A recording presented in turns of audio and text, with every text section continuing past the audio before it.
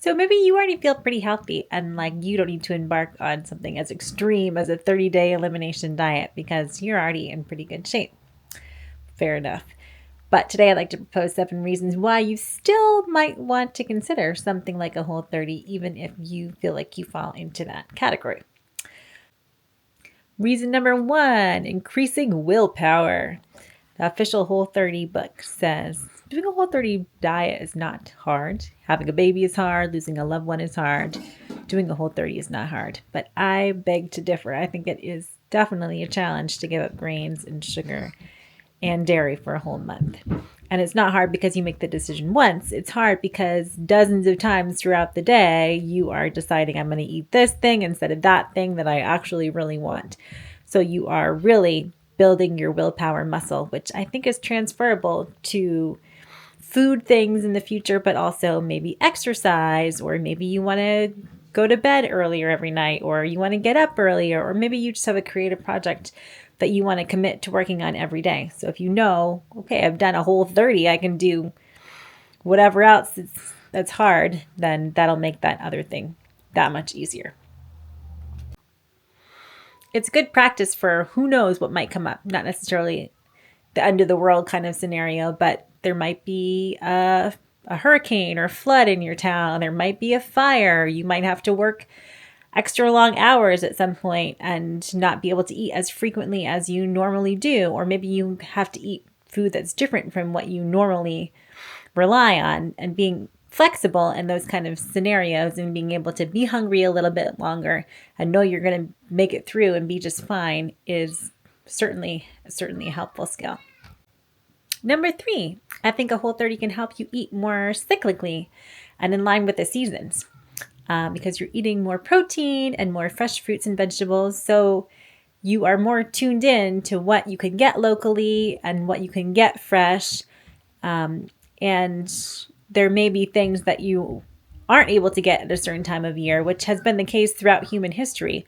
200 years ago, you couldn't go to the store and buy fresh strawberries in the middle of December. So cutting things out for short periods of time and reintroducing them is part of the normal human eating life cycle.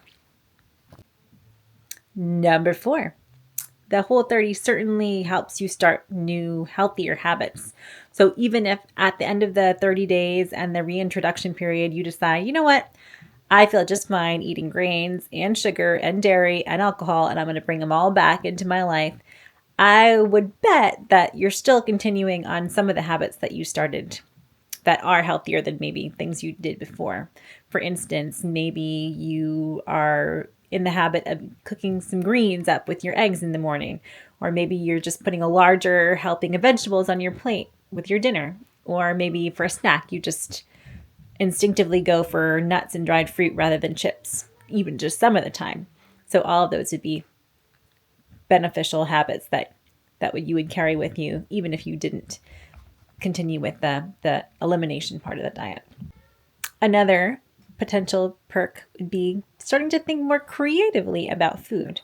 Now, probably not everyone who does the Whole 30 eats eggs every single day, but I certainly eat eggs every single day because there's not really that many traditional breakfasty options when you cut out grains and dairy and sugar.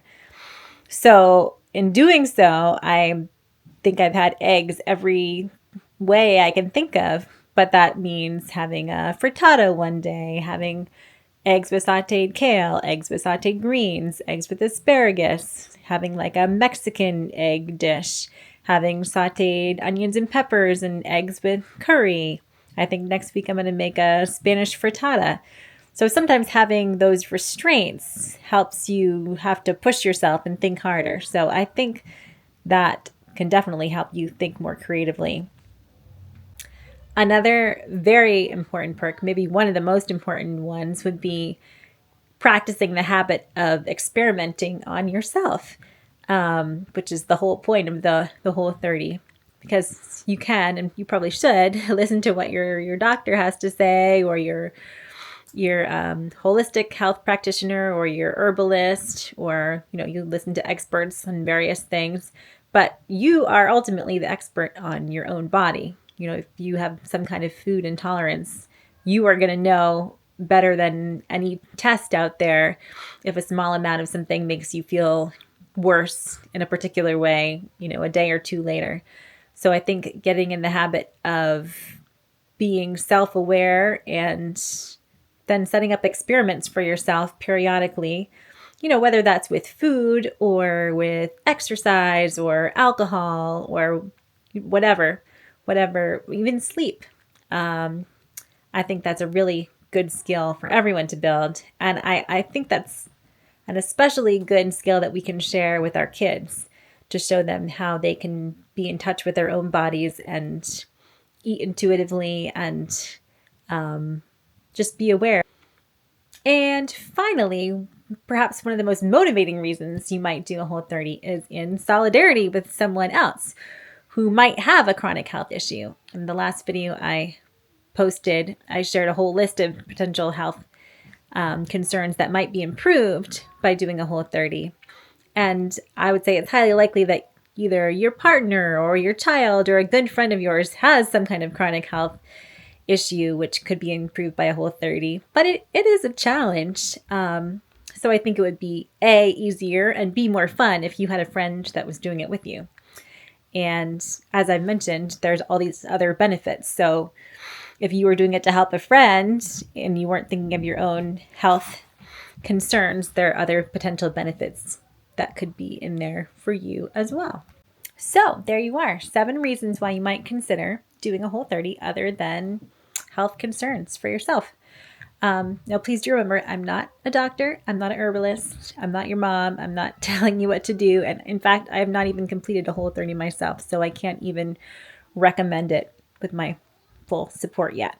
But so far, I have enjoyed some of these side perks that I've just mentioned in this video. And in my next video, I will also share with you some challenges that I've encountered while doing a Whole30 and some ways I'm coping with those challenges.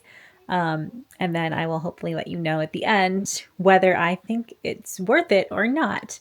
So stay tuned to hear how the story ends.